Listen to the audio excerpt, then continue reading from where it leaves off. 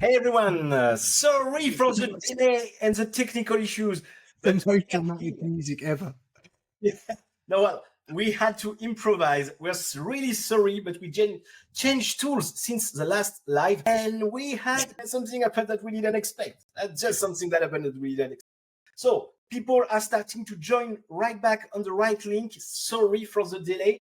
John, did we share that in the? Yeah, the link is inside the link's inside the comments on the right page now. So all right. And so you mentioned it on Riverside, the other tool. So I guess that's on the video. Let's hope that people will turn up. We have, and especially because we have a great topic and a great guest. How are you today, John? I am very good. I am just getting over our last week of absolute mayhem because it was one exciting week, wasn't it? It was. We met so many people, had great, interesting talk, and we finally shared two things that are very deeply that we care deeply about. First, the results of our survey, and second, a project that we've been working on together for a few months now. Well, thanks to our sponsor for the last event, Team Taylor and Back Market, which allowed us to make a great evening. Honestly, how good was it? Like, honestly, we were a bit nervous. We went to HR on Mars, which was a fully in French event, which was very interesting, all about AI, as they say in French. Yeah, so confusing. Just to brush off the cobwebs, and then we did our event. I was really nervous no one would turn up, and then more people turned up than I anticipated. It went really well. It's crazy. Well, yeah. Completely transparent. We booked for 50 people, and we had 45 people turn up, which for an in-person event in Paris was free as well. Yeah, so I was quite free event and a great guest list, lots of very interesting people. So it was an event where we shared the results of the surveys that we've done with more than 200 HR and talent acquisition leaders about how they use the data to make better talent-related decisions. And yeah, we had a great time. We had great feedbacks, and on personal level, it was great to connect with people. I haven't done that in years, to be honest. I mean, is that kind of event where you really you have a few drinks? Yeah, I missed that. The last time I did it really was at FD Day last year. I didn't get to go to this one, but the last year one was fantastic. Meeting people, talking, that type of stuff. One event too many during last week. You couldn't go there. I know that. Yeah. But we have a really interesting person to speak to today, don't we? Yes, we do. And before we ask her to join us, we just mentioned this past event. So if you are interested in data, if you are interested in the last trends and surveys that we've done, we are doing a live event, which hopefully will have less technical issues than today. No, obviously, it will be something a bit bigger. It's on October 17th, and you can actually... I've just popped the link in the comments. So if anybody's interested, just sign up. It'll be online. Excellent. This one will be in English. Excellent. So just click on the comment and you can register. It's free during the lunchtime. So for lots of, as many people as we can have, it's public this time. The last event we did was invite only. This time we are welcoming everybody on the topic. And just to say, if anybody, when we're doing this, the thing that we like the most is when people are asking questions, because we can really interact with everyone. And for our next guest, anybody that has a question, feel free to pop it in the comments, and we'll bring it up and we'll ask inside the chat.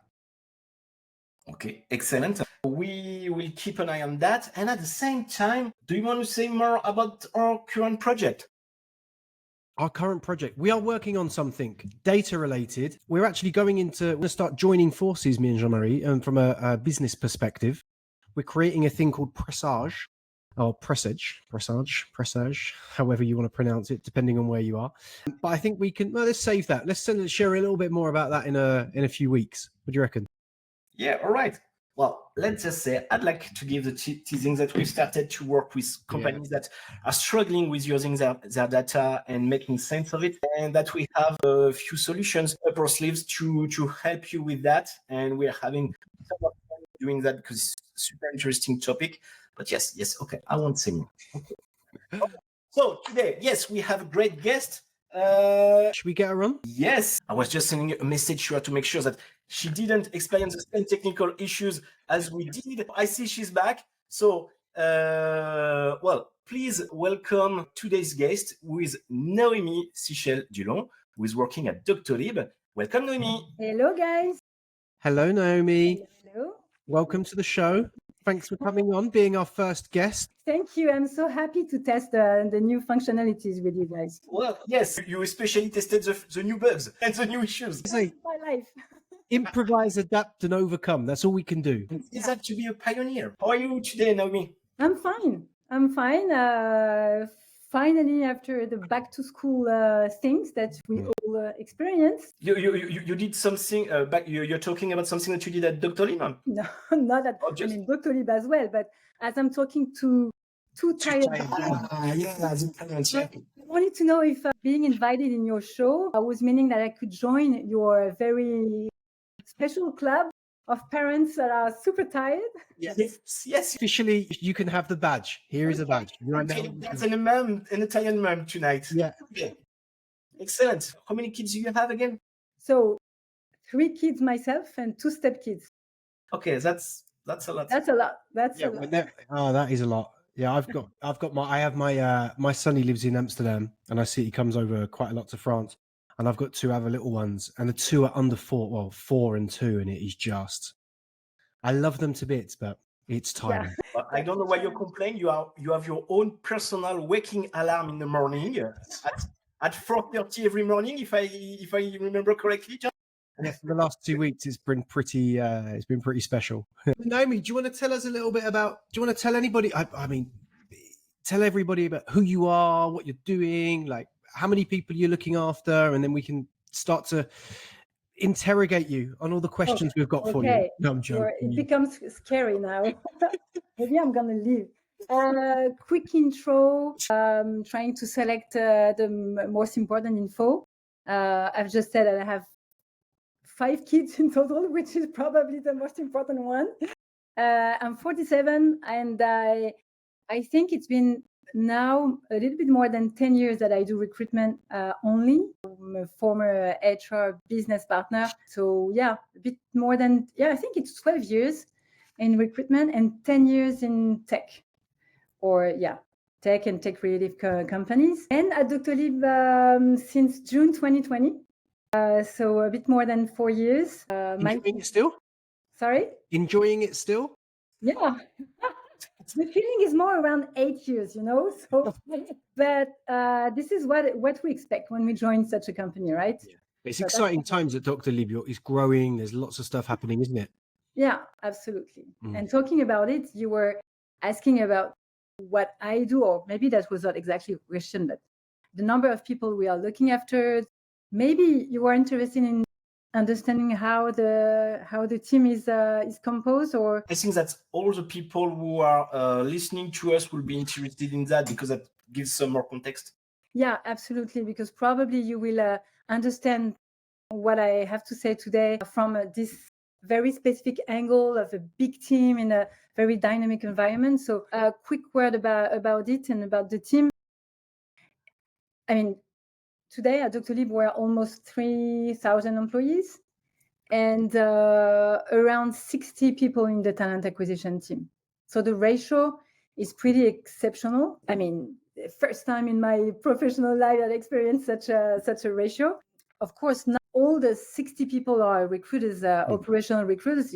When you have such a big team, you have to build a management structure. So not all the managers are recruiting themselves. And also I have a very specific team. The name is Talent Acquisition Excellence Team. And this is so special in the recruitment world, at least in France. I have to mention that. So this is a team of people who work across the board, supporting the different clusters in my team, different operational teams, working on processes, candidate experience, scheduling, compliance, training, of course, and also something that you love, guys, data. Yeah. So, and in this team, you have a lot of coordinators, the people who are in charge of candidate experience scheduling, but also people who are more in charge of what we call RecOps, recruitment operations. And we used to have a dedicated data analyst in the team. Now she's working for many different topics because we are more on the run side. We've built a lot of things already, but that's huge, yes.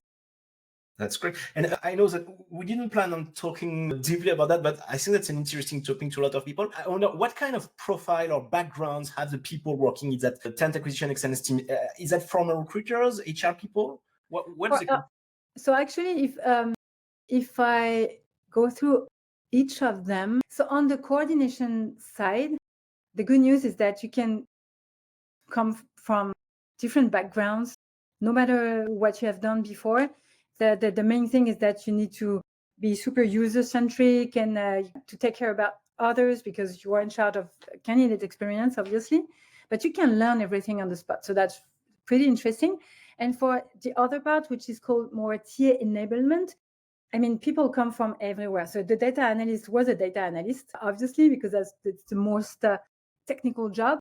But for others, former recruiters have been through this team. People came in this team and went back to recruitment, you know. So you can also spend time in this team and go back to your first loves. So it can be HR, it can be even commercial roles. So it works well. Okay, super interesting. Thank you for sharing that. Welcome. Well, I'd like to say, John, that for as long as I've been sharing in the recruitment community, I've known Noémie, you know, like that's true. I mean, even before we met, you were always very generous in the way you were sharing and transparent about what you were doing during events or sometime posting online, and so that's something that I've always appreciated about you. So I'm very, very happy. I don't post a lot of things, actually, I have to say. It got even worse since I started at Doctolib for obvious reasons. I was so busy doing other things that I probably missed this part. But at least probably it's part of my marque de fabrique. I don't even know how to say that in English. Your brand, your personal brand. It's my personal brand. And my team members could probably say it. I share, very transparently what I do, who I am. And I think this is one of the key when you have to manage such a big team or even a small team, it works as well. And this is why we're so happy to have you on. Yeah. Yes. So let's dig into it. So we decided together of the topic, which will be the tough choices you have to make as a recruitment manager. And honestly, I love this topic because there's so much things that we don't dare to say online, because when you're HR, this is a culture of the secrecy, and recruitment is part of it. And I really want to thank you first to agree on talking about that, because yes, when you are a manager, you have to make tough decisions, and some, as a recruitment manager, as a talent acquisition director, are even more specific, and this is super valuable to have your feedback on that. So about that, so maybe we could start. You could start by telling us what are some of the most challenging decisions that you've faced in your role at Doctolib, maybe.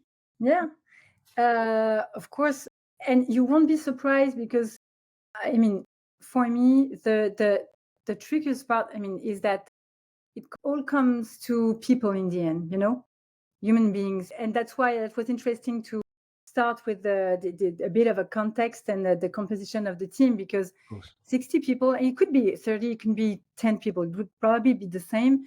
But the hardest challenge and the decision I have to make are around people. It can be around their development, their ability to change and to play their advisory roles, helping them managing their frustration, understanding how to encourage them to use data for recruitment processes, for example. So that's a very, as I said, a very dynamic environment where you have to embrace the change all the time.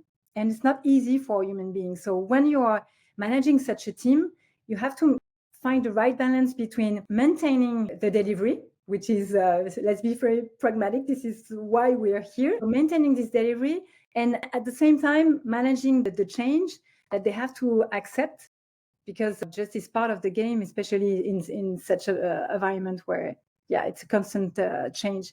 So, that's way more difficult. You can't control people like you can control processes and so on. So you can create a lot of processes. You can use the data. You can even analyze them super well. But in the end, you will have people in front of you who will be keen or not to adapt the changes that your company is needing. And that's the most difficult part. And how do you like one of the things that we spoke about before was about the prioritizing things that are competing, right?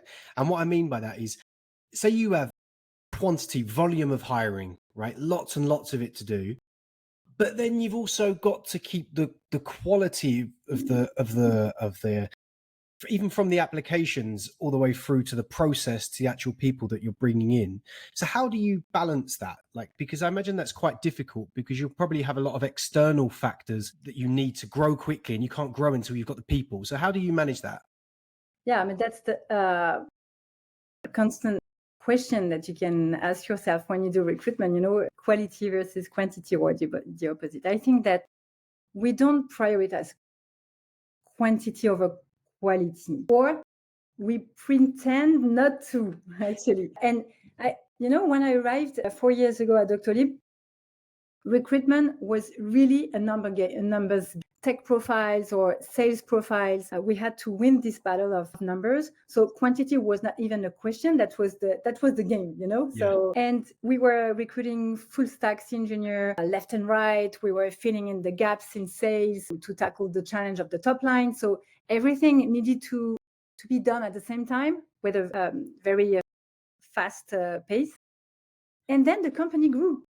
I mean, not only in terms of number of employees, but also, in terms of maturity. And we understood that we had to I'm giving 2 examples. We had to take attrition into account more seriously because we were filling gaps, but actually that was a never-ending story. So the quantity was not enough anymore.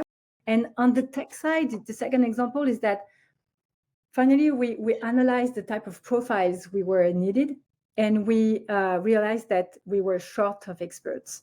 So this is just the maturity of the company trying to do things a bit differently, plus something that we all experienced in 2023, the little slowdown.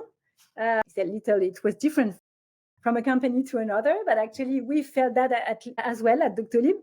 And this slowdown was a real benefit for us because it was the opportunity to sit down, and think about things a bit differently. And on these 2 examples, taking into account attrition for sales, for example, or working more on expertise than just adding a lot of people in the tech team.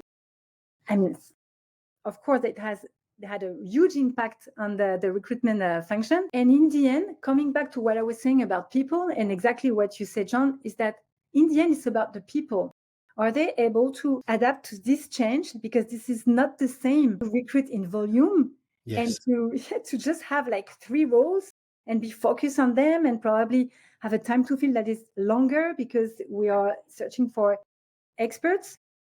So once again, it's about change management and for everybody, because we are talking about recruiters, but actually we don't do this job alone. So hiring managers, that was the same. And still today, they have to understand that it's not so easy, and we're gonna focus on this quality of this type of profiles versus the quantity.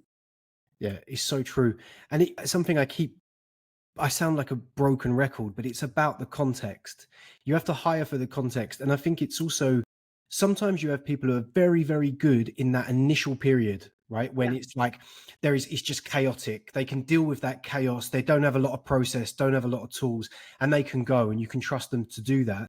But then when it becomes too structured, they might not necessarily be the right people for those positions anymore. So it could be the chance to either say goodbye, like you've learned everything you can learn, or do they want to go to that, I don't know, to the next stage and go through that or not? But I suppose it's everything. It's all context. It's all context. And you're right. 100% agree with that. And actually, I have to confess, it's way more comfortable to deal with volume. I mean, you don't have time to ask yourself a lot of questions. And if you're good at finding the right people and make sure that your candidates go through the process and you close them, at the end of the day, you make the math and you are satisfied, So this is not the same thing. And I agree with you. As manager of a team like that, we had to change a lot of things. And we have to also offer on people the ability to learn something different Exactly. That's why we always say when you launch a startup, don't name your VPs too soon. Otherwise, you're going to be in trouble. That's super interesting. So you mentioned that in the end, the decisions are about the people's and change management. You know that data is something that we like. You mentioned it a bit. So how, in your experience, how do you balance your instinct with the data when you make hiring decisions? Do you have like a way of doing that at Doctolib? We don't have one way of doing it. And just because instinct, in your question, you are talking about instinct, and by definition, it's super different from a person to another. But I mean, as you said, and as you understood, Doctolib has invested a lot on recruitment from day one. So, and invested meaning that the team was built super early. We are lucky enough to have a lot of good tools, especially to make sure that we can analyze our data, which is super great. But we are not professional of instinct, you know. So this is where I'm here to to balance a little bit the things. In my opinion, as recruiters, you should never abandon your instinct when you're recruiting. So, and when you're recruiting means as a recruiter, so as a recruitment professional or as a hiring manager. Of course, it doesn't mean that you should rely on your instinct only. Hear me well. You never know if my boss is listening to this live. I don't want to be. Naomi said, just do instinct. But you know, I think that the illusion of basing your recruitment decision on only tangible things, this is dangerous and this is a waste of time, because it's like we ignore a part of the truth. So I would be more like, let's accept that we need to trust that certain elements, or we can't explain them. So I'm going to try to explain my idea. I'm going to try. It's a bit bold to make this comparison, but it's like in a relationship, you know, that's a bold one. We're rolling with the punches. Let's go. So you can rationalize a lot of things, and you can tick boxes like, okay, the person has the same taste as me, went to the same school, live in the same town, support the same football team, or whatever, or the reason that you can rationalize. But in the end, or attraction to another person, whether as friends or lover, it remains an enigma. So there is something that you can't explain. And I think that in recruitment, it's a little bit the same. So I stop here the commercial because it would be dangerous to go further. But I'm going to tell you two things. First, I think that instinct can be worked on. So it's a bit counterintuitive, but I think that the instinct is based on your experiences. So the more we experience things, the more we form convictions that you will use to make decisions. So this is your first thing. And the second thing is that I think that as recruiters, we have a role to play towards a hiring manager, to encourage them to express their assessment on very tangible criteria. And we are super good at doing it at Doctolib because we have a competency-based approach with a framework that's super clear with specific competencies that we assess, but also help them to express the least tangible things. And I think that the combination of both will be a success. I think that's true, because it's also about a founder that I used to work for, Amit. He used to say about data-driven decisions. He said most of these things will start with a gut instinct. It will start with that feeling in your gut, and it will think something's not quite right here. And it could be that you've spoken to the last 4 candidates. They've all told you the same thing. So now everything you think, oh, now this is what the market's telling us. And you've got a bit of recency bias kicking into play there. But if you have this instinct, then you should go and start digging into the numbers to back up what you're telling you. And that's where it's okay. Start with that. As you say, trust it.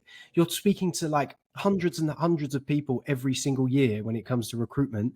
So you're going to start to see certain patterns or certain behaviors and stuff like that. So I think you're 100% right on that. And you know what you just said? For me, the difficulty is really to instill this self-confidence to my team members. Like, hey, you don't have to oppose instinct and data, actually. Exactly what you've just said. You can just mix them, but you have to trust yourself, having your instinct, and base your assessment on very tangible criteria, but also play with your instinct and play with the hiring manager's instinct as well. That's super difficult. No, that is super difficult. And just one thing, I just want to ignore, I just want to miss something. Of course, when you work with, I mean, at Doctolib, more than a lot of companies, we have access to market data. And as you said, we talk to so many candidates. We have this competency-based approach. We have so many things that we can use to balance the instinct that we have even more the right to use the instinct. That's something that matters to the people who are listening to us. Like, you can actually do that because you built the framework. Like you said, I like that you have the experience to know when to trust your guts and when it goes too far. Did you know there's been a study a few years back, and none of the training that tried to go against recruitment bias worked. I mean, there's been a study about that. Like, did hiring managers and recruiters recruit through their bias before the training and after the training? And it just made absolutely no difference. And you can see that there are lots of trainings doing. The difference is the trainings that works are the ones that don't try to go against the bias, but the ones that try to accept that the bias is. And how do you reduce this within the process? Understand where it comes from. It's like the approach of that. It's like, okay, there's this feeling. Why do I feel anger when I'm in this meeting? Why do I like what this candidate just told me? And trying to understand where it comes from. That way you can isolate it and decide if you want to use that feeling or not. Yes. And this is what, so you don't block it out. You try to understand it. But this requires practice and experience. But you can't just say, no, I'm going to recruit as a pure robot, because even if you don't want to, you will always have things. Yeah, biases exist no matter what. Yeah, you can never remove bias completely because we all have it. That actually, I had a question I think is relatively related to this, and it was about when you have no clear right answer, right? So there's no clear right answer. How do you help the team, or what do you tell the team to help them handle those difficult decisions? You know what I mean? Does that make sense? Yeah. I mean, before trying to answer that, the right answer is super interesting thing, and probably something that I'm going to tell, or going to contradict a little bit what I've just said about instinct. But it's the beauty of our function, right? First, when you are talking about helping my people to better manage this question, I would come back to the frustration that is part of our job when you are recruiting, and that we shouldn't ignore. We should just embrace this frustration. You know how it is. I mean, it can be like the job. I mean, the recruitment is postponed, or a candidate turns down an offer, which is probably the worst part, you know, as a recruiter, or you feel that the hiring manager hasn't chosen the right candidate. In reality, nobody knows exactly whether the decision taken at a given moment is the best one. So in my opinion, there is rarely an absolute right answer, you know, in recruitment. Yeah. So it's often right answer at a given time in a specific context. So it's about relativity, you know. So I think that the role of a recruiter is to help advise the hiring manager to make the best decision for the company, halfway between the present moment and the medium long-term projection.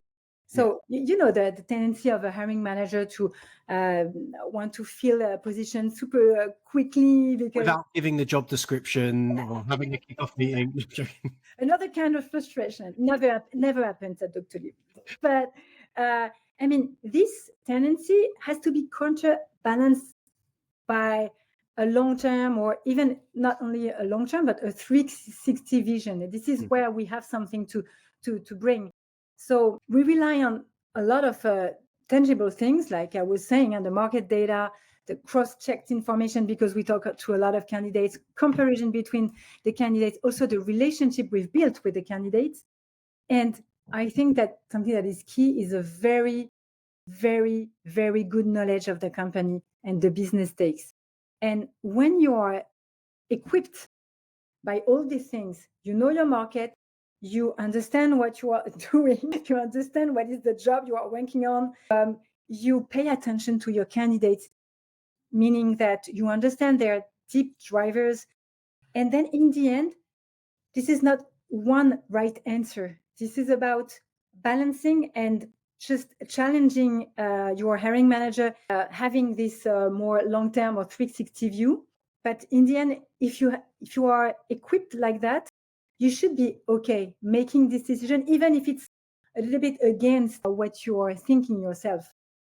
You know what, Noémie, in the last, that's really clear. And in the last talk that me and Jean-Marie did, we were talking about the state of flow, so being in the zone.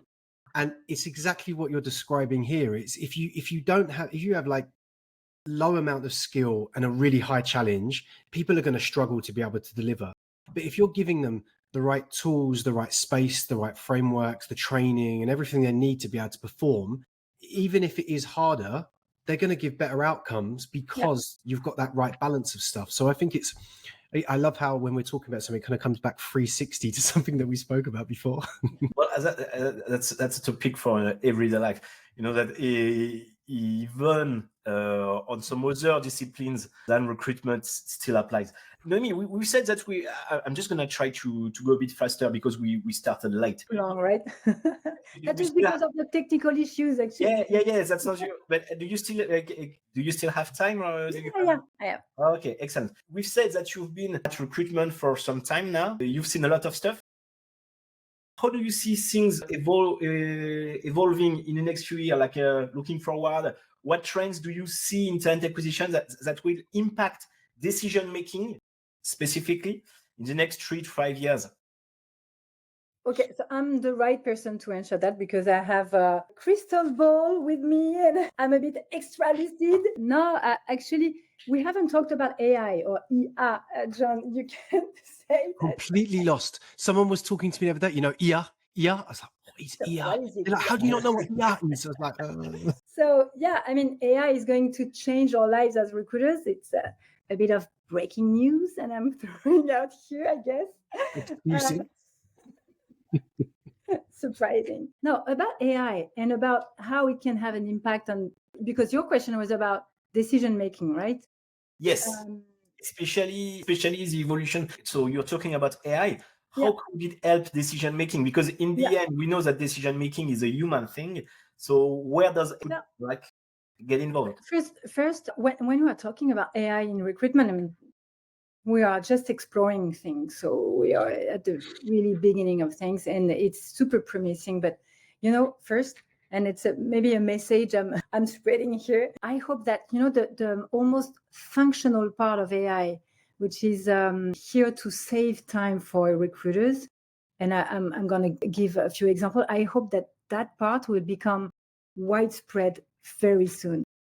Because, and I can see that even at Doctolib, where we invest a lot in recruitment, it's going to be a battle for me to justify this expense. But honestly, guys, speech to text in recruitment should already be a must-have, like a basic. Why that? Because it's about saving time. And if we go back on something that we were saying earlier, let's be pragmatic and let's remind why we are here.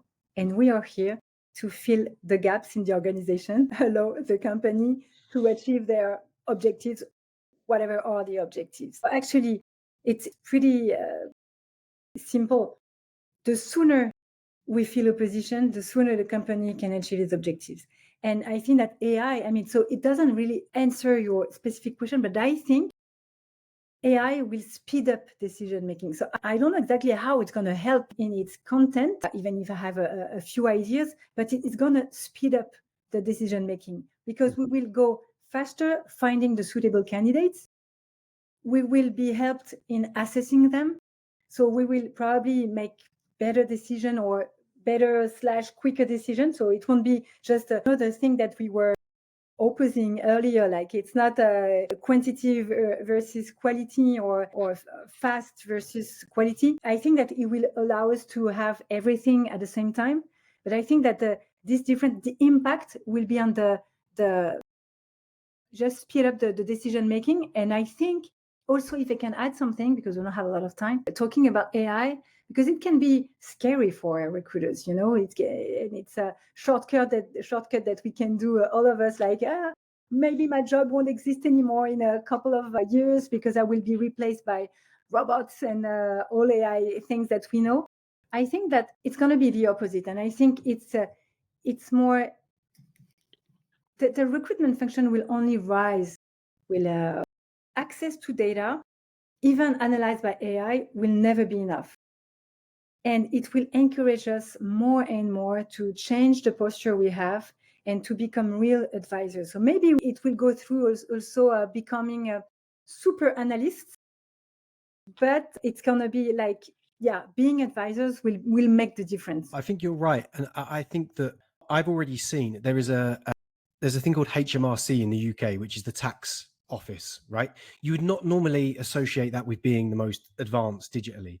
But I did a podcast a little while ago with somebody who's looking after their AI function in recruitment, and they just successfully hired customer service advisors completely using AI with no human interaction because it's high volume. And they automated the whole process, and they had really good feedback from the candidates in the process and all that type of stuff. And I think you're right. I think what will happen is I think it will go more to the difficult to find people, those human relationships, and being able to, as a part of your team, it will be that recruitment enablement part. It will be all about that. How can you do better at your job and raise the bar, I think that's where it all goes. So if I am understanding that correctly, you are both forecasting that recruiters' jobs will be fine, but people working in temp agency like interim recruiter should be worried. Maybe not interim, but for me, it's more about the high volume amount of roles. Say, for example, you have a team where you're hiring like hundreds of people at a time, like in high volume, maybe in hospitality or customer success, but more entry level roles where there's higher volume. That's my prediction, but I don't know if that's what you were saying. Okay, excellent. Well, I've realized we are almost at time, but I thought there was one last thing, Noémie, that you could just give us you could leave us with, which is what skills do you think recruitment leaders need for the future? What is it that they need to develop to keep up with all the changes? Yeah, it's a simple question for me, because I think that the future won't change anything. And what I'm going to tell that is true today, and I think it will be true in the future as well. It's not super original, but I think that TA leaders, so if my own leaders listen to me, they can't hear that from me anymore, because I'm telling that all the time. But it's all about curiosity. Mm-hmm. I think, not super original once again, and also embrace change with humility. We've talked about change since the beginning of this talk. It's always a question of change, because that's a well-known fact that the world is changing faster than ever, and especially when you're working in a very dynamic environment like everywhere actually. So, and especially when recruitment is a growth driver, because it makes the difference. Exactly. But it's impossible not to adapt, impossible to ignore that we don't know very much.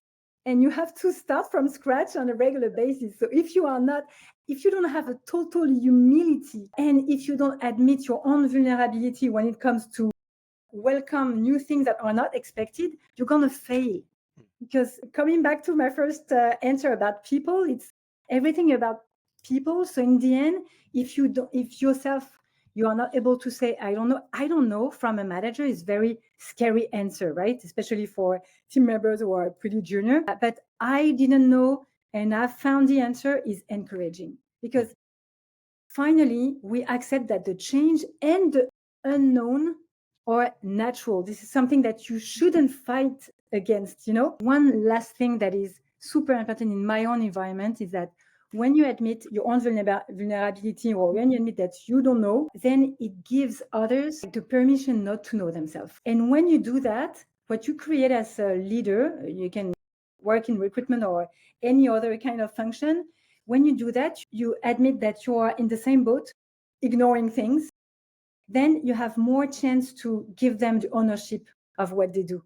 And then they or on the driver's seat themselves. And this is what you are looking for when you are a leader. You don't want to do everything. I mean, I'm super lazy. I don't want to do everything by myself. I need my people to do things. I mean, I don't recruit a lot, but if you embrace the change, the unknown, with humility, if you keep your curiosity at highest level, I think there is a good chance that this will lead to great learning for yourself, but also for your team members and even for the company. Yeah. But I don't know if it's a good conclusion, but I love this. Yeah, And you know what's happening? People constantly are trying to reinvent the wheel, but do the basics right first, right? Like walk before you can run, do that right. And then you can start thinking about adding AI and all this other stuff, right? You know, it's people always want to break the rules, but before breaking the rules, you got to learn the game. yes, And that's what matters most. that is such a dad comment. That's what I repeat a lot of my kids. That is not the first time he said this. It's something I truly believe. I actually have it written somewhere. Noémie, thank you for sharing that. So you just mentioned a few things that you think are important to talent acquisition leaders. I believe that with maybe we can discuss one more topic. With a team of 60 people, I believe that you are hiring new talent acquisition professionals from time to time. So if someone were to want to join your team, how should they do, and what should they expect from you? Okay, so first, if someone wants to join the team, they should directly contact me or anybody in the team. We are always super open. This is the way the person should do. And then what the person can expect is, I mean, I think that I've told a lot of things about the way we operate in the team. It's a serious game. It's a serious game, but I think that we don't take ourselves too seriously a little bit sometimes. I'm trying to balance that, but we are changing something super important in the healthcare world. So this is not nothing. So when I'm lucky to work in a company where I can see the direct result of what I do as recruiter, so that's super important. So this is what is expected when you arrive. You will work in a company where there is a very specific mission. We are pretty well organized and specialized, and we have a lot of processes and so on. But I think that there is still a room for not only improvement, because this is what we were saying. I mean, before trying to improve, let's work on the basic things, but room for more, even more. If I turn around the question, what I would expect from people is exactly what I just said about the TA leaders, being curious. And the latest new joiners is exactly what I told them. Be curious, because if you pay attention to others and everything that you are doing, if you understand what you do, then you will be a good recruiter. You will be happy in the team. So be curious. Yeah. I honestly, I've written like many times about the skills I think people need, and this is always the first one that I write down. It's without this, it's pointless. Yeah, and I do the same with my kids. Actually, I'm trying it everywhere. Such a parents show here. So if anyone watching this wants to work in a TA team at Doctolib, you understand this is a cheat code. You contact Noémie saying you come from the Two Tired Dads show, and you will earn directly an interview with the final boss. Noémie, directly, I swear. It will be with me, I swear. Well, that's great. Thanks a lot for all. Thank you so much, Noémie. You're welcome. That was a real pleasure. Thank you very much. No, we enjoyed it. You did great. Thank you again for making it through the technical difficulties. Before we leave, we'd like to know that in 2 weeks' time we'll have another guest. John, can you tell us about our next guest, please? Yes, so we have Dr. Ailish McLaughlin, and I hope I pronounced the Irish name correctly. But she is working at a company called Flexa, and she's all focused on data. Everything is about data from the platform, and the platform's specializing in helping people find jobs where they're like truly remote and transparent and all this type of stuff. And she said when she joined the company, she never realized how much data there was in recruitment. And now she's making all sorts of craziness and releasing lots of interesting data. So we're going to talk about what's missing in comparison to other spaces like sales, product, marketing, all that type of stuff, and what we can do in recruitment to level up. We're going to put the link in the comments here. Yeah. At the same time, if you want to register for in 2 weeks' time same time, 2:15, and we promise we will start on time. Yeah. I've put it in the comments there if anybody wants it. That was a great show. Thank It you, was. both of you, for your time. Noémie, you're welcome back here anytime. Anytime. I will. Thank Brilliant. you.